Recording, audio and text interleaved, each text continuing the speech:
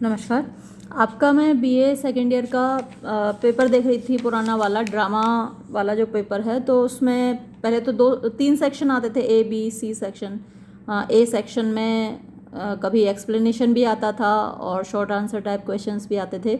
B section में थोड़े से बड़े क्वेश्चन होते थे, मतलब शॉर्ट आंसर टाइप उन्हें कह सकते हैं। और सी सेक्शन में लॉन्ग आंसर टाइप क्वेश्चंस आते थे।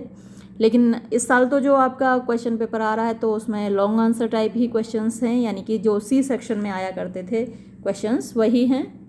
तो इस क्वेश्चन पेपर में देखिए, पहला क्वेश्चन था what is comedy, describe various aspects of Shakespearean comedy. और what do you mean by the term drama of ideas, discuss in detail. तो कॉमेडी पर मैं वीडियो अपलोड कर चुकी हूँ, उसके एलिमेंट्स पर एस्पेक्ट्स पर अपलोड कर चुकी हूँ। अच्छा, ड्रामा ऑफ आइडियाज़ पर मैं आज करने जा रही हूँ trace the development of poetic drama in 20th century. इस पर अभी अपलोड नहीं हुआ है। What is the drama of absurd, throw light on special features of this form of drama. तो इन पर भी मुझे अपलोड करना है, इन तीनों पर। ट्रेजेडी और कॉमेडी पर मैं अपलोड कर चुकी हूँ और ट्रेजी कॉमेडी पर भी मैंने अपलोड कर दिया है एक वीडियो। तो आज हम बात करेंगे ड्रामा ऑफ आइडियाज़ की। तो ये टॉपिक मैं 2 अलग अलग किताबों से लूँगी, क्योंकि एक बुक में किसी में मुझे सेटिस्फैक्ट्री मिल नहीं रहा है। मैटर जितना चाहिए वो किसी एक बुक में नहीं है। अक्सर जो आपका सवाल होता है कि मैम ये किस बुक में से, इसीलिए मुझे इस सवाल का जवाब देना भी मुश्किल हो जाता है, क्योंकि मैं कई बुक्स से मटेरियल ले लेती हूँ। अक्सर एक पैराग्राफ कहीं से होता है, दूसरा कहीं से होता है। तो ये सवाल आप लोग ना ही पूछें तो बेटर होगा आपके लिए, क्योंकि मेरे लिए मुश्किल होता है इसका जवाब देना। खैर चलिए इसको देखते हैं। Drama of ideas was different from problem play. तो ये जो ड्रामा ऑफ आइडियाज़ है ये प्रॉब्लम प्ले से अलग था। प्रॉब्लम प्ले में एक किसी समस्या को लिया जाता है, सामाजिक समस्या को। इस पर भी मैं एक वीडियो बनाऊंगी, प्रॉब्लम प्ले पर अभी अपलोड नहीं किया है। ये जो प्रॉब्लम प्लेस हैं इनके लिए सबसे ज़्यादा फेमस है जॉन गोल्सवर्दी, और ड्रामा ऑफ आइडियाज़ के लिए सबसे ज़्यादा फेमस है जॉर्ज बर्नार्ड शॉ। तो ये दोनों का डिफरेंस आप याद रखिएगा। तो ये जो है ड्रामा ऑफ आइडियाज़ ये प्रॉब्लम प्ले से अलग है। इन देम उनमें देयर इज़ अ प्लॉट, उसमें एक प्लॉट होता है एंड कैरेक्टर्स, और कैरेक्टर होते हैं, मतलब एक कहानी होती है और पात्र होते हैं। But characters are not lively, लेकिन जो पात्र होते हैं वो सजीव नहीं होते हैं। दे आर थंबनेल स्केचेस, मतलब कि उनका जो डिस्क्रिप्शन होता है, स्केच माने चित्रण, और थंबनेल का मतलब होता है हल्का, सतही, जो डेप्थ में नहीं होता, ब्रीफ कह सकते हैं आप, संक्षिप्त। तो जो कैरेक्टर्स होते हैं उनका डिस्क्रिप्शन संक्षिप्त होता है, छोटा होता है, सतही होता है, डेप्थ में नहीं होता, गहराई में नहीं होता। दे हैव विटी डायलॉग्स, उनके जो डायलॉग्स होते हैं, संवाद होते हैं, वो विटी होते हैं, मतलब कि बुद्धिमानी से भरे हुए होते हैं, हाजिर जवाबी से भरे हुए होते हैं। But action is absent from them, लेकिन उनमें एक्शन नहीं होता। दे आर द पपेट्स, वो कठपुतलियाँ होते हैं, in the hands of writers, लेखकों के हाथों में। They speak what they are made to speak, वो वही बोलते हैं जो उनसे बुलवाया जाता है, यानी लेखक जो बुलवाना चाहता है वही वो बोलते हैं। One of the founders means संस्थापकों में से एक, of the modern drama of ideas, आधुनिक जो ड्रामा ऑफ आइडियाज़ हैं, Shaw created type of discussion play. तो शॉ ने क्रिएट किए हैं, बनाए हैं एक डिस्कशन जिनमें कि वाद विवाद होता है, ऐसे नाटक उसने लिखे हैं। आपने एप्पल कार्ट मैंने क्लास में पढ़ाया है कई बार, तो आपने उसमें पढ़ा है कि किस तरीके से डिस्कशन होता है राजा और प्रधानमंत्री के बीच में। तो इस तरीके से डिस्कशन होता है उसके ड्रामाज में, इन विच, जिसमें कि the clash of ideas, clash माने टकराव, ऑफ आइडियाज़ विचारों का, and hostile ideologies. Hostile friendly का अपोजिट होता है, फ्रेंडली होता है मित्रवत, और हॉस्टाइल होता है शत्रुवत, यानी आपस में जो टकराती हैं आइडियोलॉजीज होती हैं, विचारधाराएं। जैसे एप्पल कार्ट में जो राजशाही है और डेमोक्रेसी है, दोनों की आइडियोलॉजीज, दोनों की विचारधाराएं आपस में टकरा रही थी। Pose the most acute problems of social and personal morality. तो ये जो टकराव है ये पोज माने पैदा करता है द मोस्ट एक्यूट, सबसे ज़्यादा गंभीर प्रॉब्लम, समस्याएं ऑफ सोशल, सामाजिक एंड पर्सनल और व्यक्तिगत मॉरलिटी, नैतिकता की। He was an active member, वो एक सक्रिय सदस्य था, of socialist Fabian society, socialist Fabian society का। तो ये इस तरीके के क्वेश्चन मल्टीपल चॉइस में आ जाते हैं कि वो सोशलिस्ट फेबियन सोसाइटी का मेंबर था, एक्टिव मेंबर था, लेकिन क्योंकि आपका तो डेस्क्रिप्टिव आ रहा है एग्ज़ाम, फिर भी दिमाग में तो रखिए। इन हिज फर्स्ट प्ले, अपने पहले नाटक विडोवर्स हाउस में ही एम्फेसाइज, उसने जोर दिया सोशल एंड इकोनॉमिक इश्यूज, सामाजिक और आर्थिक इश्यूज पर, मीन्स बिंदुओं पर, इंस्टेड ऑफ रोमांस, बजाय रोमांस के, यानी प्यार मोहब्बत के किस्से दिखाने के ड्रामा में उसने सामाजिक और आर्थिक जो विषय हैं उन पर उसने जोर दिया है। Mrs Warren's profession was written on prostitution, तो ये जो नाटक है मिसेस वॉरेन्स प्रोफेशन, ये प्रोस्टिट्यूशन पर लिखा गया था। Arms and the man, Candida and Caesar and Cleopatra are comedies, तो ये कॉमेडीज़ हैं। आर्म्स एंड द मैन तो पहले प्रेस्क्राइब्ड रहा भी है हमारे यहाँ, तो उसमें एक चॉकलेट क्रीम सोल्जर था, हमने कई बार पढ़ा है ये क्लास में, तो ये सब कॉमेडीज़ हैं। मैन एंड सुपरमैन, ये 1901 से 1930 के बीच में लिखा गया। अ कॉमेडी एंड फिलॉसफी, तो ये एक कॉमेडी और फिलॉसफी यानी दर्शन शास्त्र है। बाय शॉज डेफिनेशन, शॉ ने खुद ही डिफाइन किया है, इसकी परिभाषा दी है। ट्रांसफॉर्म्स, वो परिवर्तित करता है, बदलता है। द ट्रेडिशनल थीम, परंपरागत थीम को, विषय वस्तु को, ऑफ डॉन जुआन की। द हीरो, जो नायक है, इज़ परस्यूड, उसका पीछा किया जाता है, बाय अ वुमन, एक महिला के द्वारा। तो जनरली लड़के लड़कियों का पीछा करते हैं, लेकिन यहाँ उल्टा है। In John Bull's other island, ये 1904 में लिखा गया। Shaw used his two main characters, Shaw ने अपने दो मुख्य किरदारों को प्रयोग किया। टू कंट्रास्ट, विरोधाभास करने के लिए। नॉट ओनली नेशनल टाइप्स, न केवल राष्ट्रीय प्रकार के। The Irishman and the Englishman, Ireland के निवासी और इंग्लैंड के निवासी। बट करेस्पॉन्डिंगली, लेकिन उसके साथ ही, the romantic and the realist, उसने विरोधाभास दिखाया। रोमांटिक यानी जो काल्पनिक दुनिया में रहते हैं, प्यार मोहब्बत की बातें करते हैं, काल्पनिक बातें करते हैं। एंड द रियलिस्ट, जो वास्तविकता से जुड़े होते हैं। एज शॉ इंटरप्रेटेड दैम, जैसा कि शॉ ने उनको इंटरप्रेट किया, उनकी व्याख्या की। मेजर बारबरा, ये 1905 में लिखा गया। Contains a criticism of बुर्जुआ philanthropy, तो इसमें इस वाले नाटक में एक क्रिटिसिज्म है, आलोचना है बुर्जुआ वर्ग की, जो फिलैंथ्रोपी होती है यानी कि मानवता प्रेम होता है, उसकी आलोचना है। इन द प्ले, इस नाटक में शॉ फर्स्ट एक्सप्रेस्ड, शॉ ने पहली बार अभिव्यक्त किया द आइडिया, ये विचार, that बुर्जुआ violence must be opposed, कि बुर्जुआ वर्ग की जो हिंसा है उसका विरोध किया जाना चाहिए। बाय अ फोर्स, एक ताकत के द्वारा। That serves social progress and justice, that serves, जो काम आती है, सोशल प्रोग्रेस, सामाजिक विकास के, एंड जस्टिस, और न्याय के।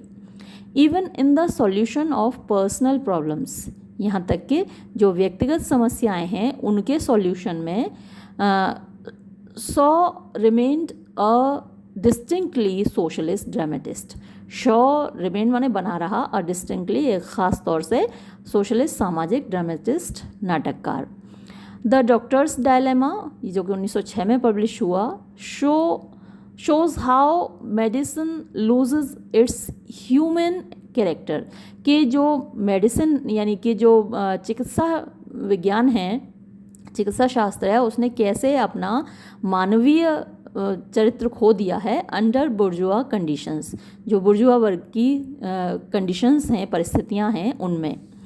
Heinrich Ibsen is also a dramatist of ideas, तो जॉर्ज बर्नार्ड शॉ की तरह हेनरिक इब्सन भी ड्रामेटिस्ट है, ड्रामा ऑफ आइडियाज़ लिखता है वो।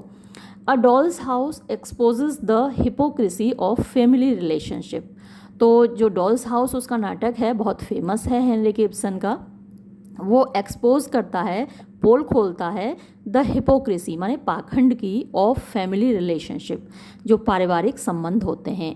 Nora the protagonist of the play, जो इसकी मुख्य पात्र है नोरा इस नाटक की, रिफ्यूजेस इनकार कर देती है टू बी अ डॉल, एक गुड़िया बनने से, एंड एसर्ट्स और स्थापित करती है हर एग्जिस्टेंस अपना अस्तित्व, and leaves her husband's house और अपने पति का घर छोड़ देती है।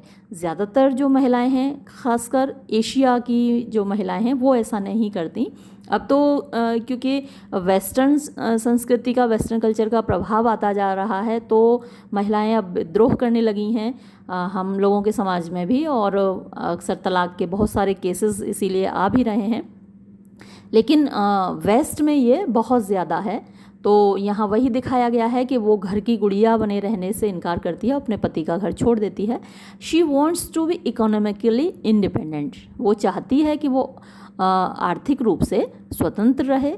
इन द सेम वे, इसी तरीके से इन गोस्ट्स, ये एक और नाटक है, उसमें ही डिस्कसेस, वो डिस्कस करता है, विचार विमर्श करता है the problem of hereditary diseases, जो हेरिडिटरी मीन्स एक जनरेशन से दूसरी जनरेशन को जो जीन्स के माध्यम से ट्रांसफ़र होती हैं बीमारियां, वो हेरिडिटरी होती हैं, माता पिता से जो बच्चों में जाती हैं। तो ऐसी बीमारियों की जो समस्या है उसको डिस्कस करता है हेनरी गिब्सन। ये मैं एक और दूसरी किताब में दिया हुआ है, और थोड़ा सा इसमें अलग चीज़ें भी दी हुई हैं। यहाँ ड्रामा ऑफ आइडियाज़ को प्लेटो से जोड़ा गया है। प्लेटो से आप परिचित होंगे, एरिस्टोटल का टीचर था और सोक्रेटिस का शिष्य था। तो प्लेटो ने डायलॉग्स लिखे हैं, यानी प्लेटो और सोक्रेटिस के बीच में जो बातचीत हुई थी। सोक्रेटिस बहुत महान दार्शनिक था यूनान का, जिसको कि मृत्युदंड दिया गया था, हेमलॉक जहर पिला के उसको मृत्युदंड दिया गया था। तो ये प्लेटो का गुरु था। इन दोनों के बीच में जो बातचीत होती थी, सोक्रेटिस ने खुद कभी कुछ लिखा नहीं है। उसका जो पढ़ाने का तरीका था, शिक्षा देने का तरीका था, वो ओरल था। वो क्वेश्चन आंसर के माध्यम से अपनी शिक्षा दिया करता था। वो खुद अपने स्टूडेंट्स से क्वेश्चन पूछता था और स्टूडेंट्स उसका जवाब देते थे। फिर पलट के स्टूडेंट्स उससे क्वेश्चन पूछते थे और सोक्रेटिस उनका जवाब देता था। तो ये माध्यम था उसका शिक्षा देने का। अपने जीवन में उसने कोई किताब नहीं लिखी, लेकिन उसने जो भी पढ़ाया, जो भी क्वेश्चन आंसर के माध्यम से सिखाया, वो प्लेटो ने लिखा है बाद में, उसके मरने के बाद। तो प्लेटो ने डायलॉग्स लिखे हैं, यानी वही जो क्वेश्चन आंसर मेथड से सोक्रेटिस ने उसको सिखाया, वो उसने बाद में डायलॉग्स के रूप में कलेक्ट किया। तो वहाँ क्योंकि कुछ टॉपिक्स होते थे, कुछ विचार होते थे, कुछ आइडियोलॉजीज़ होती थी जो डिस्कस की जाती थी सोक्रेटिस और उसके डिसिपल्स जो होते थे, जो उसके शिष्य होते थे, उन लोगों के बीच में। तो अब यहाँ इन्होंने प्लेटो को उससे जोड़ा है। तो ये मुझे अच्छा लगा ये वाला मैटर, इसलिए मैं आपसे डिस्कस करना चाहूँगी इसको। Plato as a presiding genius of the drama of ideas. तो प्लेटो एक प्रेसाइडिंग जीनियस, मतलब कि आप उसको अध्यक्ष कह सकते हैं, उसको मास्टर कह सकते हैं, और जीनियस तो वो प्रतिभा तो थी ही उसकी, ड्रामा ऑफ आइडियाज़ की मतलब मुख्य प्रतिभा आप उसको कह सकते हैं। Plato was the presiding genius of the drama of ideas. तो ड्रामा ऑफ आइडियाज़ का जो प्रणेता था आप कह सकते हैं, वो प्लेटो था। और द इंटेलेक्चुअल ड्रामा, इसको इंटेलेक्चुअल ड्रामा यानी कि बौद्धिक ड्रामा भी कहा जाता है, क्योंकि दिमाग का प्रयोग ज़्यादा होता है। वैसे तो ड्रामा में आप देखते हैं, आपने ओथेलो मेरे साथ पढ़ा, डॉक्टर फॉस्टर साहब ने मेरे साथ पढ़ा, वो हालांकि वो भी एक स्पिरिचुअल ट्रेजेडी थी। जो डॉक्टर फॉस्टर था वो स्पिरिचुअल ट्रेजेडी थी, और ओथेलो वो डोमेस्टिक ट्रेजेडी थी, उसमें मारकाट भी बहुत थी। तो ये जो ड्रामा ऑफ आइडियाज़ है, इसमें ऐसा नहीं होता, यहाँ किसी का मर्डर वगैरह नहीं होता। तो ये इंटेलेक्चुअल ड्रामा होता है, इन विच इंटेलेक्चुअल डिस्कशन, जिसमें कि बौद्धिक विचार विमर्श होता है, वाद विवाद होता है, on current social problems were dominant, यानी जिसमें कि जो करंट में वर्तमान में सामाजिक समस्याएं हैं वो डोमिनेंट होती थी, वो मुख्य होती थी। ये डिस्कस किया जाता था और किया जाता है। The drama of ideas presents, drama of ideas प्रस्तुत करता है Plato not only as a theorist of drama but also as a dramatist himself. तो वो प्लेटो को प्रस्तुत करता है न केवल एक थियोरिस्ट के रूप में, यानी सिद्धांत कार के रूप में ड्रामा के, बल्कि खुद एक ड्रामेटिस्ट के रूप में। हालांकि प्लेटो ने कोई ड्रामा नहीं लिखा है, लेकिन क्योंकि उसने डायलॉग्स लिखे हैं तो उसको आधार बना लिया गया है। ही वॉज वन, वो एक ऐसा व्यक्ति था जिसने कि हु डेवलप्ड, विकसित किया, और डायलॉग बेस्ड ड्रामेटर्जी, एक डायलॉग्स पर आधारित, संवाद पर आधारित ड्रामेटर्जी मतलब ड्रामा की कला, दैट डिफर्ड, जो कि अलग थी, from the Aristotelian view of theatre, Aristotle का जो विचार था थिएटर के बारे में यानी नाटक के बारे में। Figures such as Oscar Wilde, Bernard Shaw, Pirandello, Brecht and Stoppard used Plato to create a new drama of ideas. तो इन सब नाटककारों ने जिनके ये नाम दिए रखे हैं, उन सब ने प्लेटो को आधार बनाया अपने ड्रामा ऑफ आइडियाज़ लिखने के लिए। फिर है new Platonism. The drama of ideas mobilises this double history of philosophical theatre. तो जो ड्रामा ऑफ आइडियाज़ है वो मोबिलाइज मतलब गतिमान करना, उसमें स्पीड लाना, उसने आगे बढ़ाना। तो ये इसने आगे बढ़ाया दिस डबल हिस्ट्री, ये जो दोहरा इतिहास है, of philosophical theatre and theatrical philosophy. तो फिलोसॉफिकल थिएटर यानी मैंने जैसे आपको बताया वहाँ फिलोसफी डिस्कस की जाती थी, एरिस्टोटल और उसके शिष्यों के बीच में, सोक्रेटिस और उसके शिष्यों के बीच में दर्शन शास्त्र को डिस्कस किया जाता था। तो ये फिलोसॉफिकल थिएटर हुआ, यानी दार्शनिक नाटक हुआ, एंड थिएट्रिकल फिलोसफी हुई और नाटकीय दर्शन हुआ। To subject current habits of thought to criticise scrutiny, यानी जो करेंट हैबिट्स ऑफ थॉट, जो उस वक्त के वर्तमान की हैबिट्स मीन्स परंपराएं थी, ऑफ थॉट विचारों की, टू क्रिटिकल स्क्रूटनी, उनका आलोचनात्मक, स्क्रूटनाइज करना मतलब कि निरीक्षण करना, तो आलोचनात्मक तरीके से उनका निरीक्षण किया जाता था कि जैसे समाज में समस्याएं तो हर जगह होती हैं, हर वक्त होती हैं, तो उनको स्क्रूटनाइज किया जाता था क्रिटिकली, आलोचनात्मक रूप से। In dialogue with contemporary thinkers such as Martha Nussbaum, Iris Murdoch and Ellen Bedio, Puckner has formulated the contours of a dramatic Platonism। तो ये जो ड्रामेटिस्ट हैं, ये जो इन डायलॉग विद कंटेम्परेरी थिंकर्स, ये जो कंटेम्परेरी होते हैं समकालीन, जो समकालीन विचारक हैं, इनकी बातचीत में ये ड्रामेटिक प्लेटोनिज्म डिस्कस हुआ है। ये तो इन लोगों के नाम हो गए। हैज़ फॉर्मुलेटेड यानी उन्होंने विकसित किया है, द कंटूर्स माने सीमाएं या फिर आयाम कह सकते हैं आप, डायरेक्शंस कह सकते हैं आप, ऑफ अ ड्रामेटिक प्लेटोनिज्म यानी नाटकीय प्लेटोनिज्म का। दिस न्यू प्लेटोनिज्म, ये जो नया प्लेटोवाद है, डज नॉट सीक, ये कोशिश नहीं करता, टू रिटर्न लौटने की, टू एन आइडियलिस्ट थियरी, एक आदर्शवादी सिद्धांत की ओर, ऑफ फॉर्म्स मीन्स आकृतियों के, बट बल्कि इट डज पॉइंट, ये इशारा करता है, बियॉन्ड परे, आगे, द रेनिंग फिलोसफीज, जो राज करने वाली यानी जो मुख्य दर्शन हैं, ऑफ द बॉडी, शरीर के, ऑफ मटेरियलिज्म, भौतिकतावाद के, एंड ऑफ कल्चरल रिलेटिविज्म, और सांस्कृतिक सापेक्षतावाद के। तो प्लेटो को अगर आपने थोड़ा सा पढ़ा है तो आपको मालूम होगा कि वो एक आइडियलिस्ट था।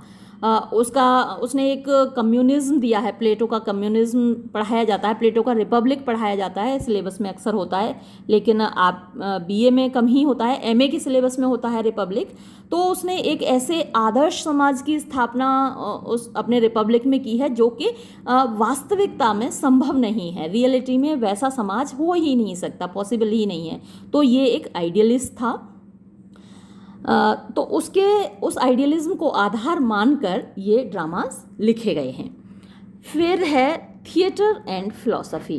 तो थिएटर तो नाटक है और फिलॉसफी दर्शन है, वो आपस में जुड़े हुए हैं। The drama of ideas contains a tightly woven. The drama of ideas contains means वो रखता है a tightly woven एक मतलब घने तरीके से बुना हुआ and persuasive argument. Persuasive मतलब होता है लोगों को convince करने वाला, लोगों को विश्वास में लेने वाला argument, तर्क for rescuing a Platonic tradition. For rescuing मतलब बचाए रखने का अ प्लेटोनिक प्लेटोवादी ट्रेडिशन परंपरा ऑफ इंटरेक्शंस मीन्स प्रतिक्रियाओं की बिटवीन टू डिसिप्लिन्स दो सिद्धांतों में या दो विषयों में, डिसिप्लिन माने विषय भी होते हैं, थिएटर एंड फिलोसफी। तो ये दो विषय हैं, थिएटर नाटक और फिलोसफी दर्शन शास्त्र। When this unique form of writing, जब ये यूनिक माने अद्वितीय फॉर्म ऑफ राइटिंग लेखन कला इज एग्जामिन्ड, जब इसका निरीक्षण किया जाता है with in a theatrical context, एक नाटकीय कंटेक्स्ट में यानी संदर्भ में, एज ड्रामा एक नाटक के रूप में, अ हाईली इनोवेटिव, तो एक हाईली मीन्स बहुत ज़्यादा, इनोवेटिव होता है नया, फॉर्म मीन्स आकार, ऑफ राइटिंग लेखन का, एमर्जेस माने उभर कर आता है, वेयर जहाँ एब्स्ट्रैक्ट आइडियाज़, एब्स्ट्रैक्ट वो चीज़ें होती हैं जिन्हें हम छू नहीं सकते, देख नहीं सकते, तो उनको अमूर्त कहते हैं, अमूर्त विचार ऑन द वन हैंड एक और, एंड द कंक्रीटनेस, और एब्स्ट्रैक्ट का अपोजिट कंक्रीट होता है यानी मूर्त, and the concreteness of character and scene, और मूर्तता ऑफ कैरेक्टर यानी पात्रों की, एंड सीन और दृश्य की, ऑन द अदर दूसरी ओर, आर व्यूड उनको देखा जाता है, इन अ कॉन्स्टेंटली लगातार, एमर्जिंग उभरते हुए, डायनेमिक सक्रिय, and creative interaction, creative means संरचनात्मक, इंटरेक्शन प्रतिक्रिया के रूप में, विद ईच अदर मीन्स एक दूसरे के साथ।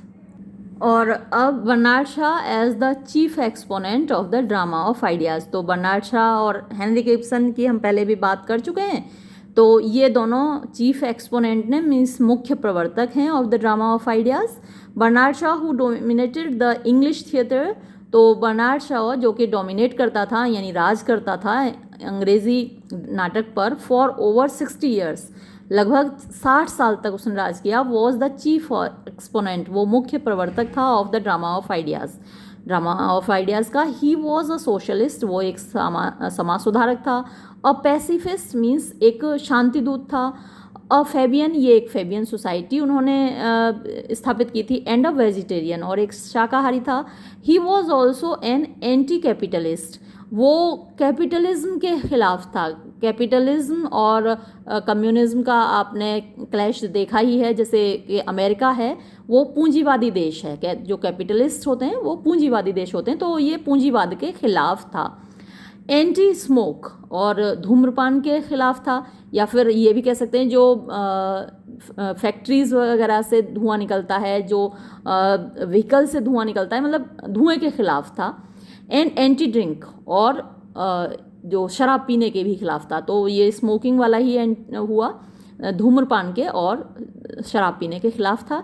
He was a tireless crusader, tireless न थकने वाला, अथक, क्रूसेडर होता है जो योद्धा होता है, तो वो एक अथक योद्धा था, फॉर सोशल जस्टिस, सामाजिक न्याय का, एंड राइटियसनेस, और राइटियस न्यायप्रियता कह सकते हैं आप, न्यायप्रियता ईमानदारी। Social reform was his mission, समाज सुधार उसका मिशन था, उसका उद्देश्य था। और ये जो सोशल रिफॉर्म और राइटियसनेस, सोशल जस्टिस, ये चीज़ें जॉन गोल्सवर्दी की भी हैं, उसकी भी थीम यही है, उसका भी पर्पस यही है। जब आप पढ़ेंगे प्रॉब्लम प्ले पे, जिस दिन मैं वीडियो अपलोड करूँगी, तो उसमें जॉन गोल्सवर्दी का नाम सबसे ऊपर आएगा, जैसे यहाँ बर्नार्ड शॉ का नाम आ रहा है, हेनरिक इब्सन का नाम पहले ही हम ले चुके हैं, तो ये जाने जाते हैं ड्रामा ऑफ आइडियाज़ के लिए, और जॉन गोल्सवर्दी को जाना जाता है प्रॉब्लम प्ले के लिए। तो ये वीडियो मैं यहीं समाप्त करती हूँ, धन्यवाद।